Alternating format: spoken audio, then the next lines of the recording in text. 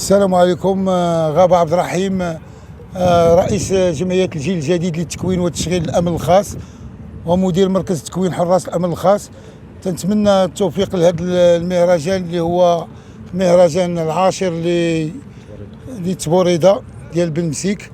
تنتمنى ليه التوفيق والحمد لله حنا مستعدين ليه في إطار التنظيم، ومشكورين على الناس اللي هما ساعدوا حتى وقف هذا المهرجان، لان باش دير مهرجان ديال الخيل وسط المدينه وفي بن مسيك راه ماشي سهله. تنتمنى هاد الناس اللي ساهموا، تنشكرهم، تنشكر السيد العامل وعلى الناس اللي ساهموا كلهم، وتنشكر السي جودار لان ديما واقف معنا، وتنشكر السلطه لان المحليه ولا السلطه اللي هي تتكون واقفه، وتنشكر جميع الناس اللي هما خدموا من بعيد ومن قريب، وتنشكر الصحافه اللي هما مواكبين معنا ديما الافراح ديالنا في اي بلاصه. تنشكرهم وتنحييهم من هذا المنبر، وتنتمنى هذا المهرجان يكون مهرجان الخير على بن مسيك.